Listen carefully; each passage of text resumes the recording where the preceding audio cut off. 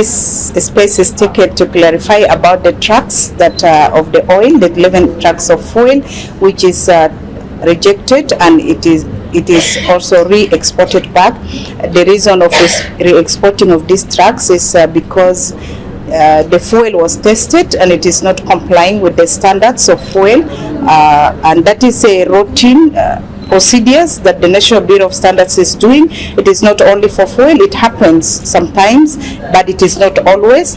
And usually we send it back, and then it goes back to the country of origin, and the procedures will go ahead.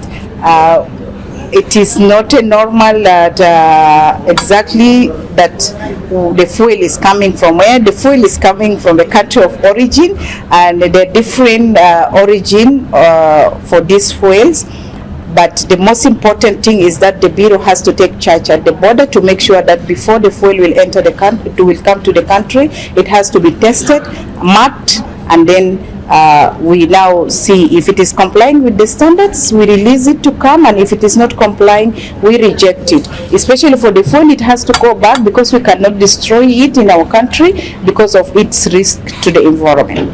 We have 11 trucks which is bringing this fuel, and these 11 trucks are from different companies, not like one company, it is different companies.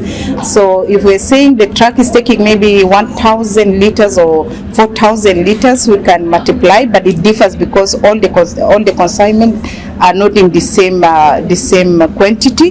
But our most important part of it is it really complying with the standard? Does it have the quality and the safety to be consumed by the consumers? So this is why this is our important. So it is not complying with the standard that is supposed to be done. The test was done at Nimule in the border, and then this is why we rejected it.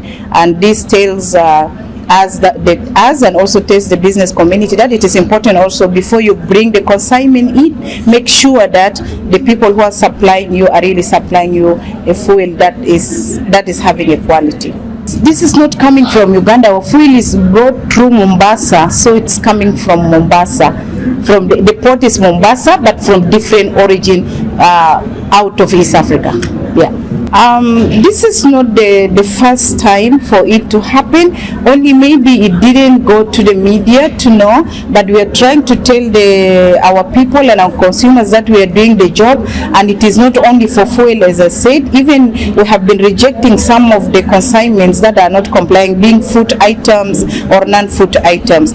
But the main is that we have to test, we have to verify the consignment before it reaches the consumer, so that it is safe, it is complying with the standards that we are using. And if it is not complying, we have two options. The two options is either to re-export it back to the country of origin, and the other option is to destroy. And usually we destroy things that cannot affect our environment, and later will affect also us, because the cycle of pollution can go round. So we have to make sure that what are we destroying. And it is also a choice for the traders, because they have to take it back, and then they ask back their expenses that they have explained on bringing those consignments.